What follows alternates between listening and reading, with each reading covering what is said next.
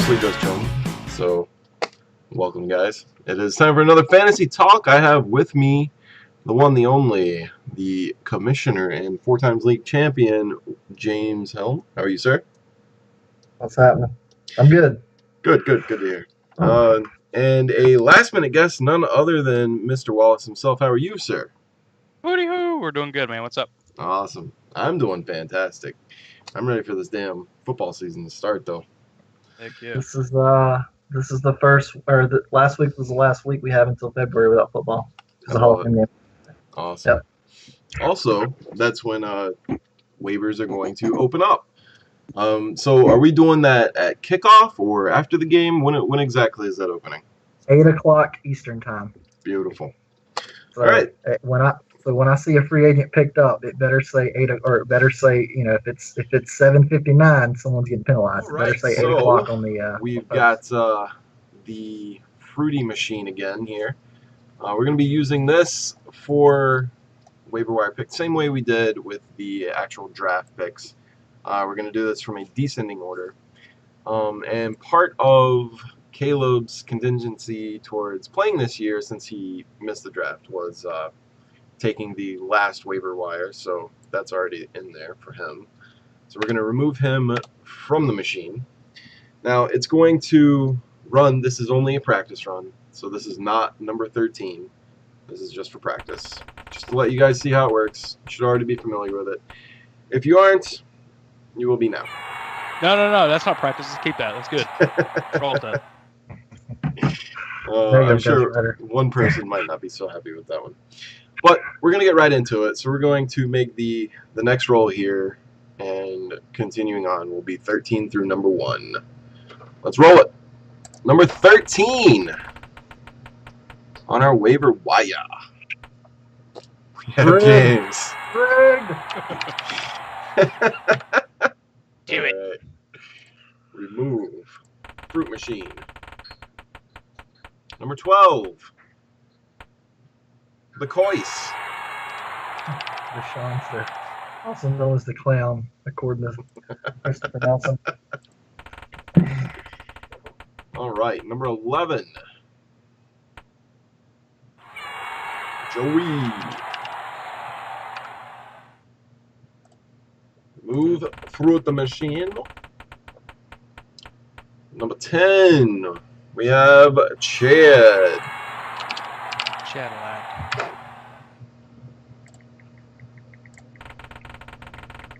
Number 9. 9. Christian. That is not how you spell that. There you go. Gonna move. All right. Hayden. Number 8. That's all right. Middle of the pack. I'll take it. Yeah, that's not so bad. This is not draft order. No. All right, and then Mr. Riggs.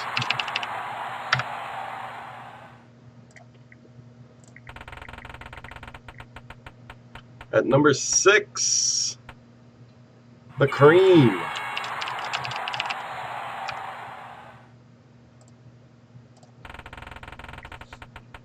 All right, top 5. Barnaby.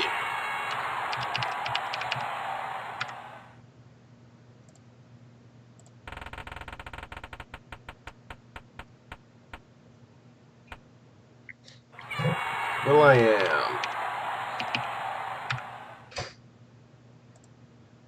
This is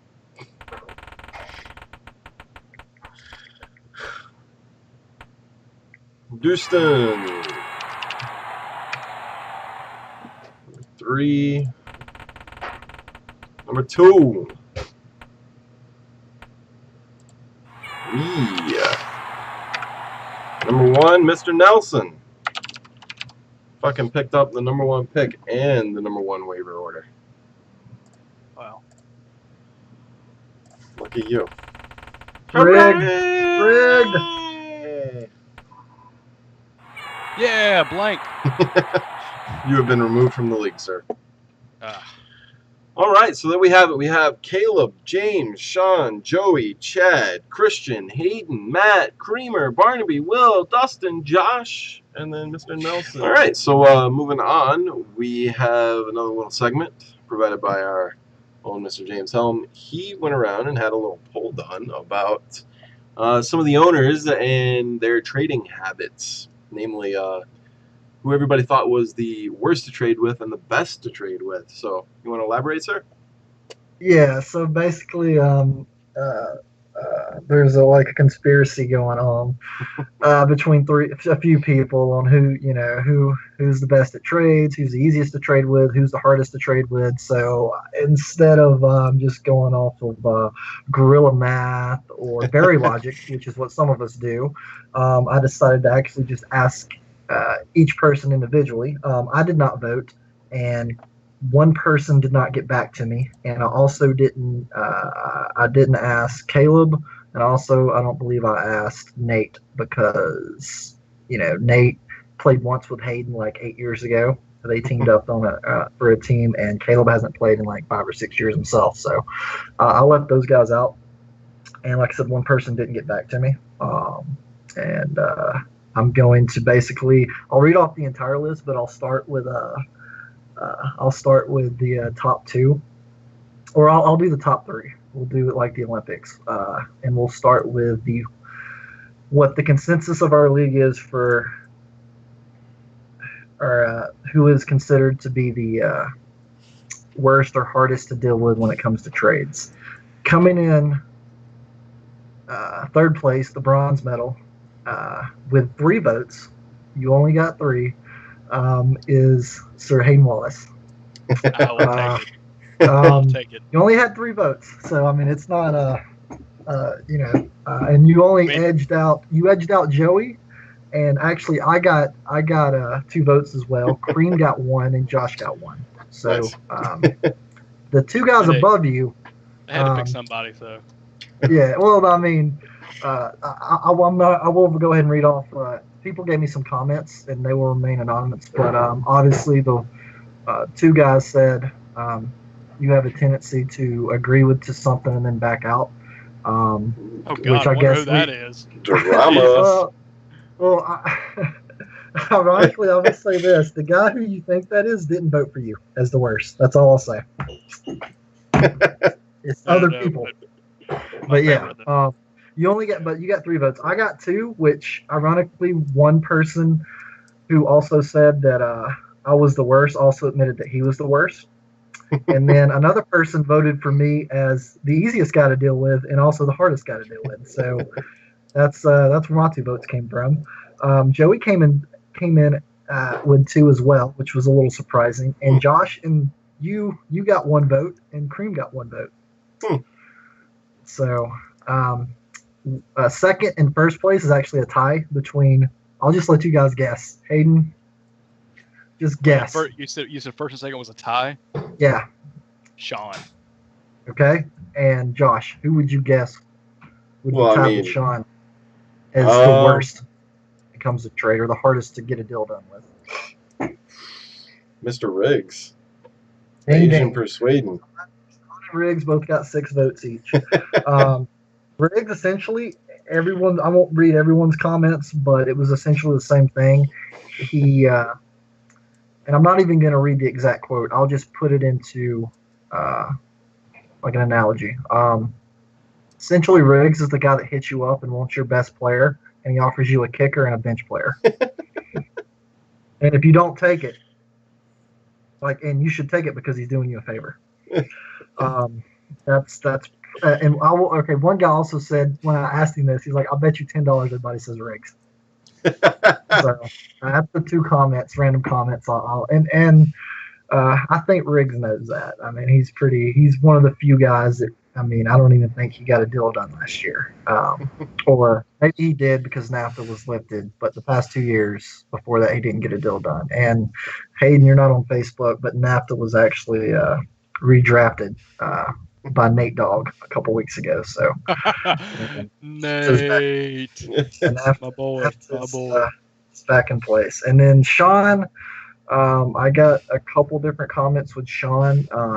One was it just takes a really long time to do a deal with him. It's not so much that this person wasn't saying so much he tries to rip you off. It's just Sean's the guy that'll say, all right, well, let's do this and this, A for B, and he'll say he'll get back to you, and then it's not that he doesn't respond. It's just he needs an extra 3 days to really analyze the trade and to go over it, and then a lot of people just like to wheel and deal.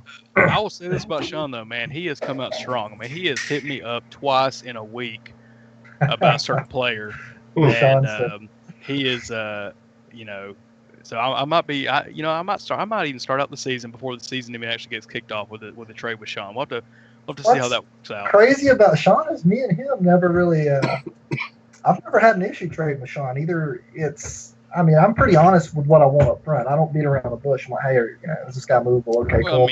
And it usually takes, and Sean's kind of the same way, unless you actually get a deal in place, and then he really wants to analyze it. But as far as trades go, I feel like Sean's that guy sometimes where if you come at him and the trade seems too good, it's like, really, man, like he's got to go look at it.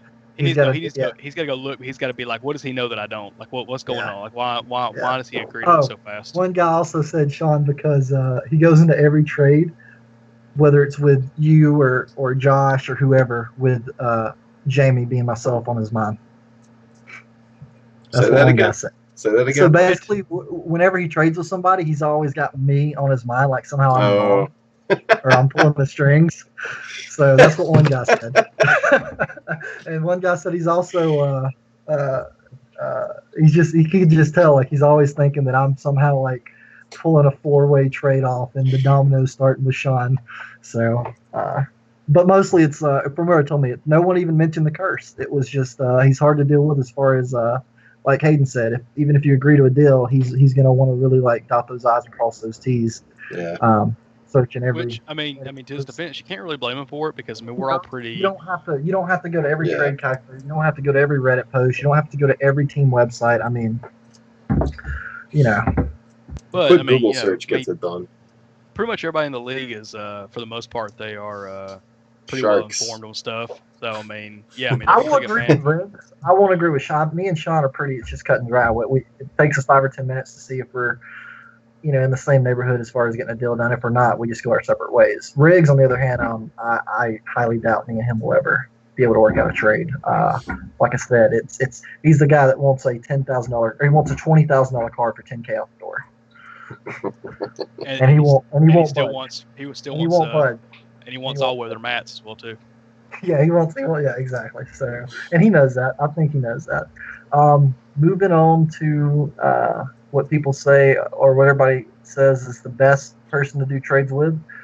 Here's the other thing. I asked everybody for like 2 names. Some people gave me 3 names. Some people only gave me 1 name. So, and that's for the last category as well as this category. I'll just read off the bottom 4 because it's all 1 vote. Josh, Barnaby, Lopez, and Joey all got 1 vote as far as the easiest to deal with. And coming in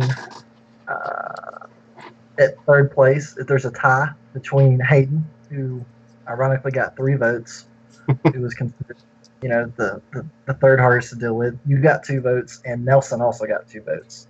So you guys show the bronze medal as far as being able to make a deal with somebody. What are your thoughts on Hayden and Nelson, Josh? I can see that. They both have similar kind of. The very few deals I've done, I haven't done a lot of trades, so let's preface it with that. But the few times I've heard from them, it's very similar in they test the water, they figure out where you value the guys they want, and then it gets hammered out fairly quickly whether or not everybody's on the same page. So that constitutes easy person to trade with, I think. So I can see that. I agree. Yeah. Are you surprised, Hayden? Are you surprised you made the list? No. Because you were top 3 in both lists. Like it's a very polarizing league. I mean, if you think about it, there's only 3 people said I was the hardest and 3 people said I was the easiest. So I mean, that's barely half the league. I mean, if you take myself out, right? So that's half. Well, you have 2 votes for the easiest. Two. You're tied with Nelson. You came in 3rd place. Oh, gotcha. Okay. Yeah. So I mean, it's I think like Josh says. I mean, I think I tried to trade with Josh last year, and I simply just said, I'm interested in this guy. What's he worth it to you? And he said, let me look, and I think he kind of came back with a couple different options, and I don't know if we made the trade or not, but I think I said, that if I was going to make it, that one of the guys that you listed would be the one to do, and like I said, I don't know if we ever made the trade or not, but it was, it's pretty straightforward. Like, it's not that hard. Like, you would think that, but you would be surprised. but apparently because I'm asking about the guy, I must have found out that like overnight he grew a 12-inch dick and he's got like he's about to go off or something. So, or Hey, because man, I like because when I ask, all of a sudden he gets a lot more valuable to that person. Right. But then next week, but then 2 days later he'll trade him for Eric Decker, or something like that. Like, it'll be. Speaking of that, like, really? There's a couple guys that have issues, and they've mentioned that they've inquired about a certain player or just even an owner about making a deal, and that owner never gets back to them. And the next day, that owner goes and makes a trade with somebody else. That seems to be a problem with multiple owners as well. Okay, so moving on, coming in second place for the easiest the easiest to do a deal with is Dustin. He got 3 votes. I actually agree with that. Me and Dustin have made several deals, over the years, and for as many deals as we've made, we haven't made a number of deals because it's pretty it takes me and him 5 or 10 minutes to really, okay, hey man, what do you have any running backs available? And like, we're just like killed. Like last year, I think he had Julio, and he told me flat out Julio is not available. So, I was like, okay, cool. I didn't ask about Julio, where you tell certain people that a certain player is not available, and they say okay, and then 10 minutes later, the conversation somehow revolves back around to your one guy that's not touchable. So Dustin's not that guy. Dustin, he got 3 votes, and if I didn't vote, but I would have voted for Dustin as far as easiest to do a deal with. He's pretty straightforward. I mean, there's already been 2 trades, and Dustin was the first one. You and Dustin were the first trade, so right. I mean.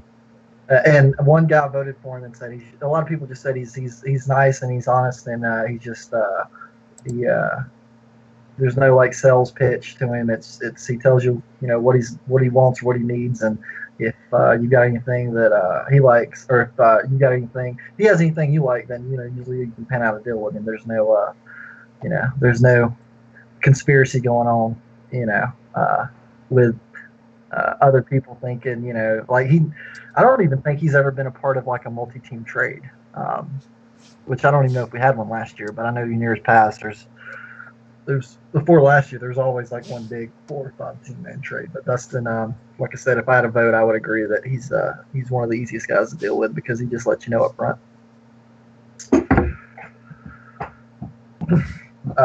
Josh, I don't know if you dealt with Dustin, but your thoughts?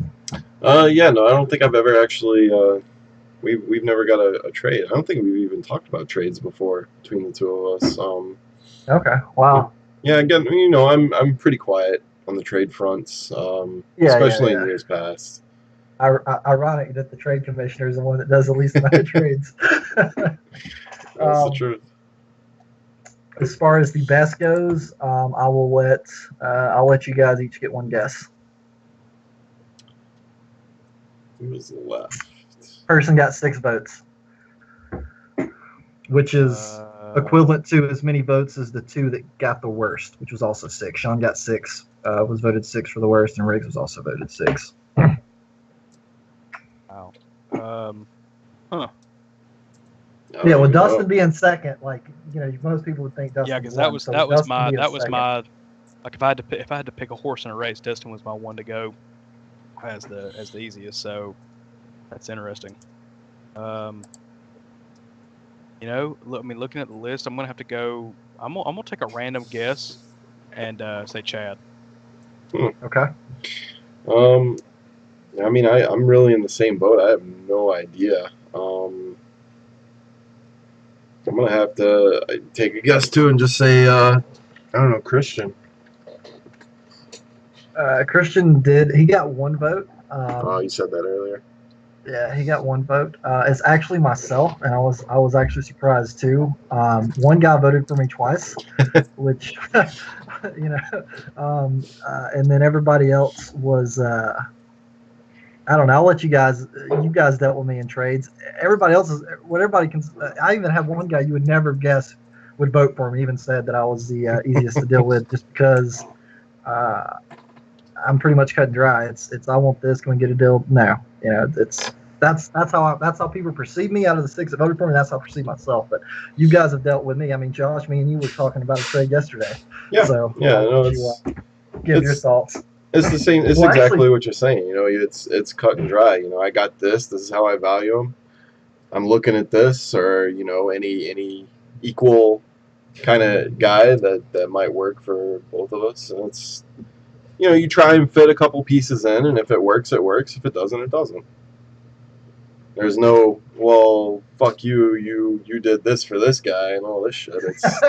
There's no fucking drama. It's easy. I think that's really the issue with a lot of the guys that were voted on the worst list. There's personal grudges that have been just festering for years, and it comes into trade talks like every year. You know, shit that's happened 5 years ago somehow makes its way into this particular trade. You know, so I don't know. I tend not to, especially with fantasy football and like holding grudges. I mean, if you hold a grudge, that means like I said, I don't ever see myself doing a deal with Asian kid just because I know how he trades. Now, if he changed his tune, he can hit me up and we can discuss a trade. But, as far as everybody else goes, I mean, I'll always listen to, if somebody wants to talk trades, they can hit me up and I'll always listen to offers. Hayden, you dealt with me in the past. Yeah, I mean,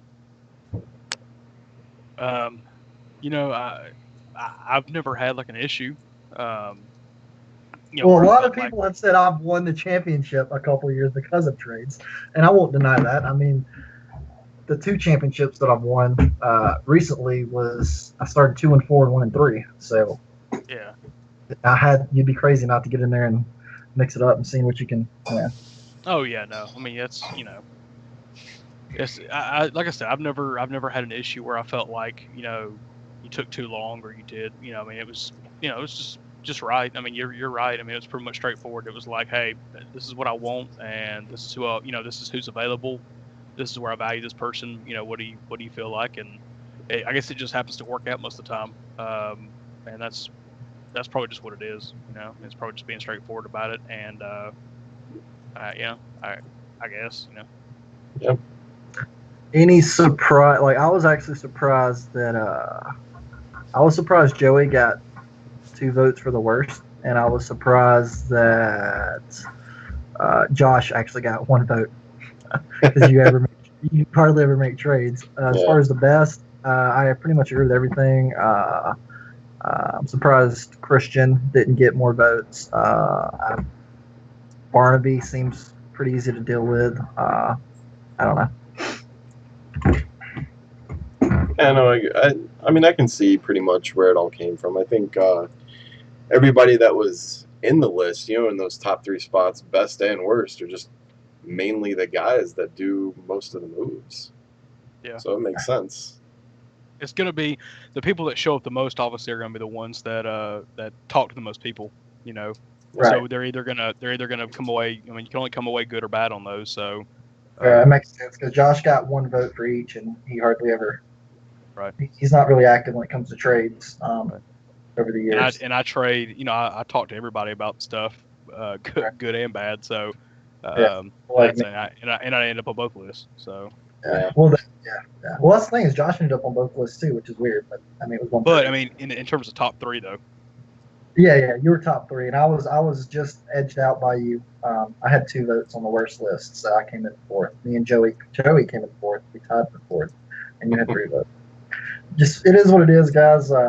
If you're holding grudges over stupid things, especially if you've never won a championship, I won't say anybody's name. You should probably let them know because free agency, the waiver wire, and trades are crucial to actually winning. I mean, Josh, I don't know if I think you maybe made 1 or 2 trades last year, maybe not, but you were very active on the waiver wire. And efficiency. So that's absolutely what I attribute to my win is the activity on the wire.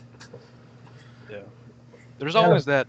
There's always those one or two, awesome waiver wire pickups that happens each year, and that I mean that can if that breaks you one or two games your way. I mean that can get you to the playoffs. And you can't win if you don't get the playoffs. And it was Jacuz Rogers for me and Charles Sims, both of them, because they bounced back and forth. But then it was Ty Montgomery and Adam Thielen. Against Jesus. You blew up the Death Star. Little farmer boy. No one's ever heard of. He had like 200 yards, 201 yards, and 2 touchdowns in Week 16 last year. Yep.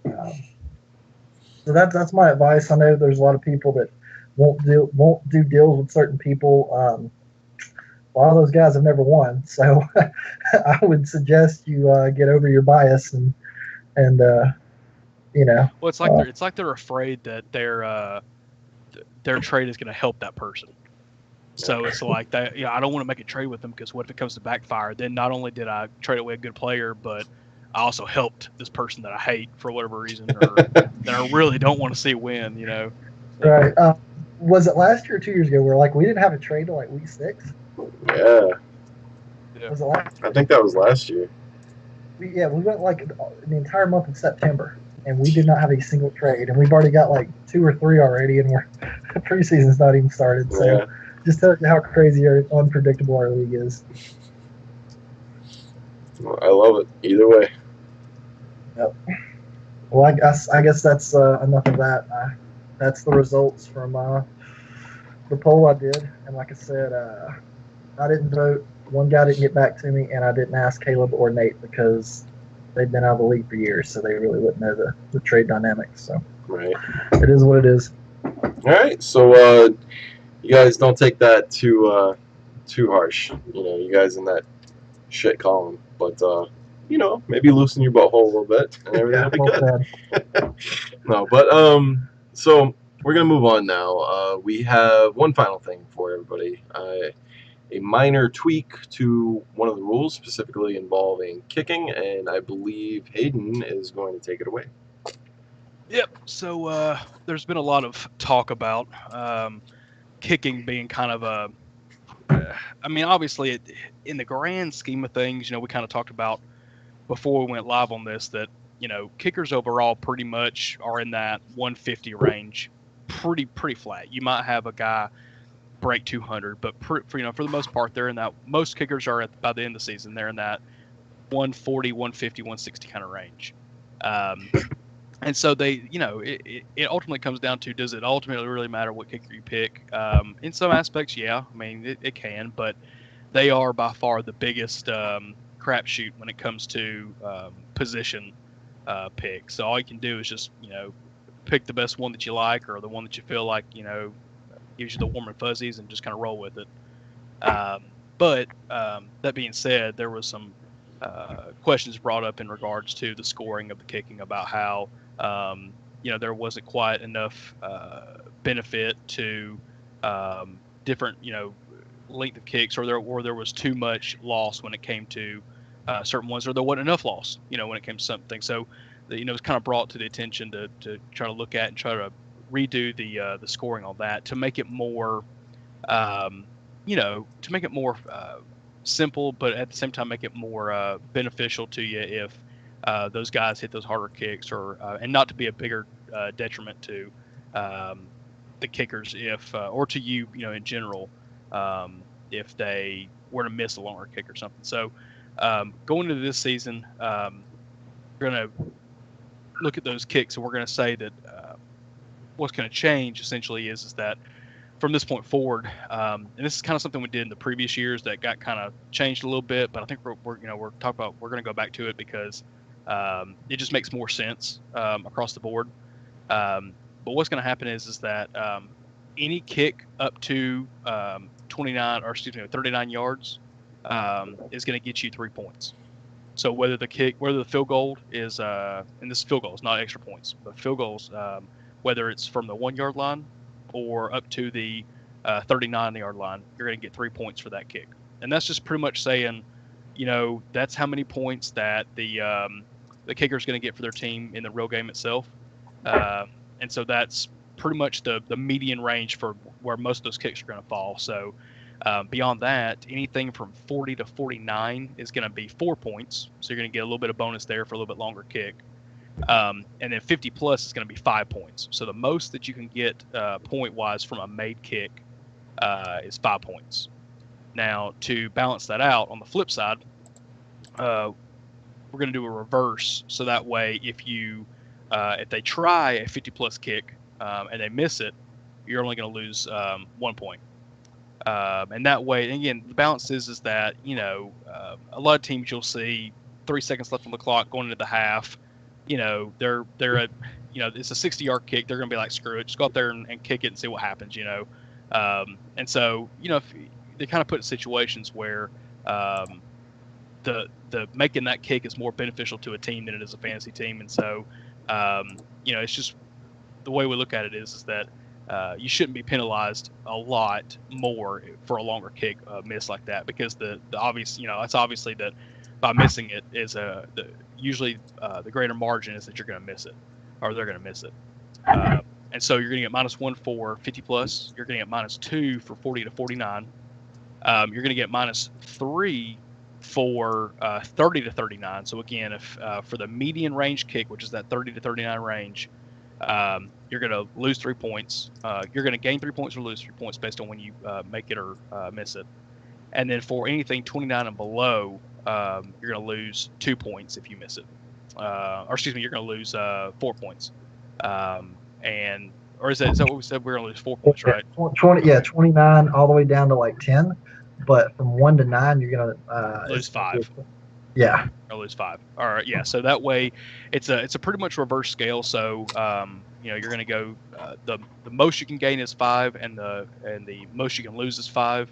But let's be honest. If your guy misses a 7-yard field goal, you kind of deserve that one. So. And this does not include extra points. Extra points are still extra points are still -1 if you miss an extra point. Right. So this is just field goals. For this. So, and this again, a miss is if it gets blocked, that is a miss.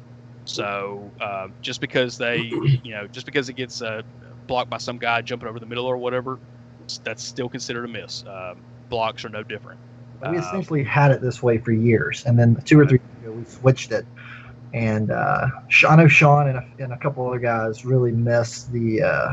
I remember him making a post a couple years ago, like, "Wow, we don't, what happened to getting bonus points for hitting a 50-yard field goal?" So, this is the scoring system we've had in the past, or it was very similar. And in the past 3 years, we just made it +3, -3. You guys have anything else to add to the changes with the kicks?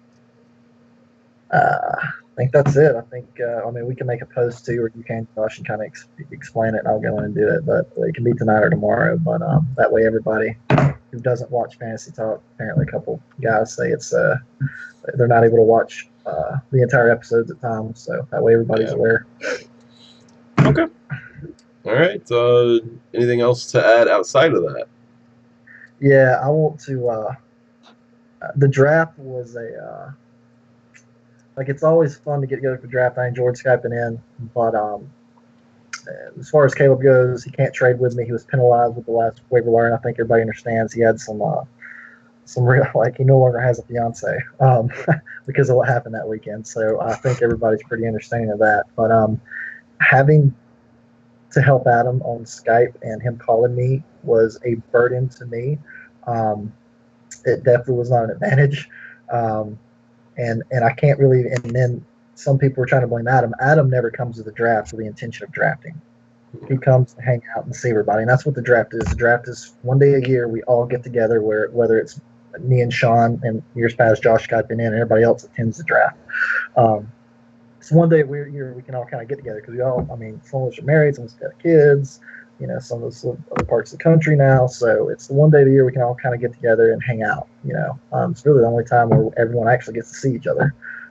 It's supposed to be a fun thing, and it is fun. But me having to help Adam, and again, it's not Adam's fault because he had no idea. I was, and what made it worse is he was picking right next to me every round. that was Caleb's pick. So I was literally having to stop what I was doing on my research and trying to keep up with who's been taken, immediately help him, and then I would also have to keep up with his team because he was just asking me, okay, how many running backs do I need? How many receivers do I need? How many defensive players do I need? How many tight ends?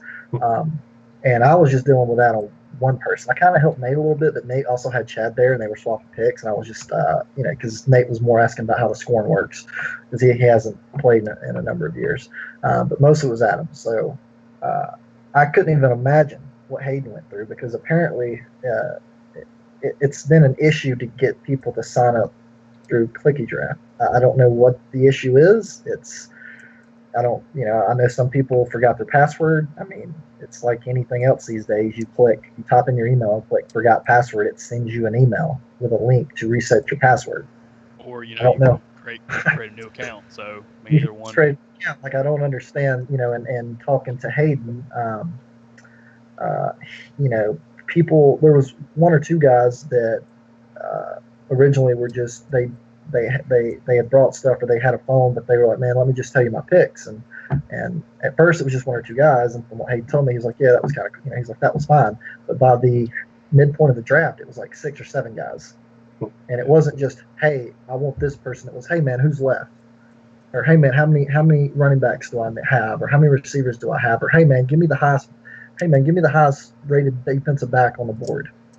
While I go outside and smoke real quick, or go do whatever, Yeah, so I had to deal with Adam, all right, and explain his stuff with, and I couldn't imagine having to do that for half the league at one point in the draft. So, that's, we're not really going to, announce or anything's kind of in final what we're going to do with the draft. I mean, ideally, I would still like to have a central location for the draft where everybody can go and Skype in, but there have got to be guidelines going forward. For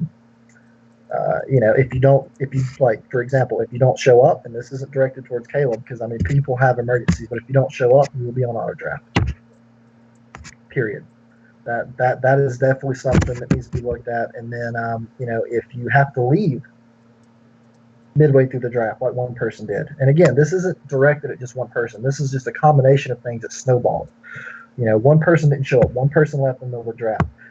Other people just decided, well, I've got my starting offense set. I don't have my bench or defensive players. I'll just run in there and tell Hayden. I'll go outside, smoke, do whatever, and go and tell Hayden, hey, man, what's my pick? Let me get the best so-and-so. And he was having to keep up with 5, 6, 7 people, from the midway point in the draft all the way towards the end.